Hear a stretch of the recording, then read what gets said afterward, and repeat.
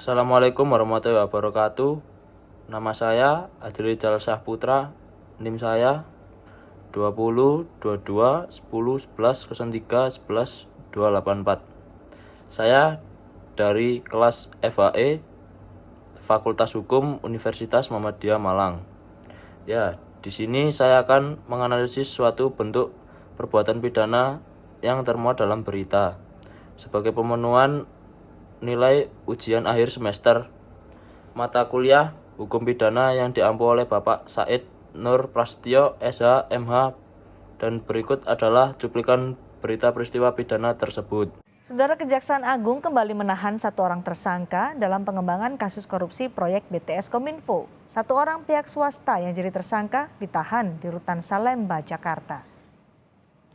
Kejaksaan Agung mengungkapkan temuan baru terkait kasus dugaan tindak pidana korupsi penyediaan infrastruktur BTS serta infrastruktur pendukung dari bakti Kementerian Kominfo di tahun 2020-2022. Atas proyek yang menyebabkan kerugian negara hingga 8 triliun rupiah ini, Kejaksaan Agung kembali menambah daftar tersangka dari pihak swasta. Sebelumnya, Kejaksaan Agung sudah menahan 6 orang tersangka, termasuk Menteri Kominfo yang juga Sekjen Partai Nasdem Johnny G. Plate. Oh, kabur kemana, Pak? Pak Emil Saat lo bilang nggak terkait, kalian terlibat kan? Panggil Saudara YUS selaku Direktur Utama PT BUP sebagai saksi, di mana selaku Direktur Utama PT BUP yang bersangkutan ditunjuk untuk menyediakan panel surya sistem dalam proyek pengadaan infrastruktur BTS 4G paket 1 sampai dengan 5. Diduga di dalam penyediaan perangkat ini terdapat indikasi tindak pidana yang dilakukan oleh yang bersangkutan bersama-sama dengan tersangka lain yang telah kita tetapkan terlebih dahulu. Setelah kita lakukan pemeriksaan secara intensif, penyidik telah menemukan alat bukti yang cukup, sehingga pada hari ini juga yang bersangkutan kita naikkan statusnya sebagai tersangka, dan selanjutnya kita lakukan penahanan di Rutan Salemba Cabang Kejaksaan Agung.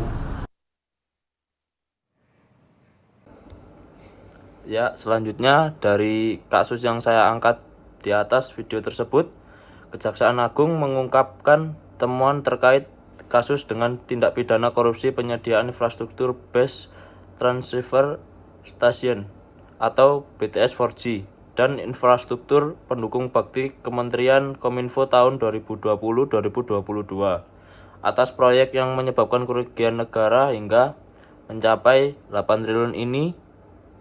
Kejaksaan Agung kembali menambahkan daftar tersangka dari pihak swasta. Kejaksaan Agung menahan satu orang yang menjadi tersangka di Rutan Salemba, Jakarta. Sebelumnya, Kejaksaan Agung sudah melakukan penahanan 6 orang tersangka, termasuk Menteri Kominfo yang juga Sekjen Partai Nasdem Johnny G. Plate. Ya, menurut analisa saya yaitu bahwa kasus pidana korupsi ini termasuk perundang tentang perubahan atas Undang-Undang Nomor 31 Tahun 1999 tentang pemberantasan tindak pidana korupsi. Tindak pidana korupsi termasuk konsep teori pidana yaitu asas legalitas. Asas legalitas yaitu asas yang menentukan bahwa tidak ada perubahan yang dilarang dan diancam dengan pidana jika tidak ditentukan terlebih dahulu dalam undang-undang. Selanjutnya, mengapa asas legalitas diterapkan di Indonesia? Karena asas legalitas sudah tercantum di Undang-Undang Pasal 1 Ayat 1 KUHP menyatakan dengan jelas suatu perbuatan tidak dapat dipidana kecuali berdasarkan ketentuan perundang-undangan. Ya, selanjutnya perkembangan asas legalitas dalam hukum pidana Indonesia tidak laku. Ya. Yang terakhir, baiklah, itulah tadi penjelasan analisa saya terhadap kasus tindak pidana korupsi yang dilakukan oleh Johnny G. Plate BTS. Mohon maaf bila ada kekurangan Sekian dari saya. Wassalamualaikum warahmatullahi wabarakatuh.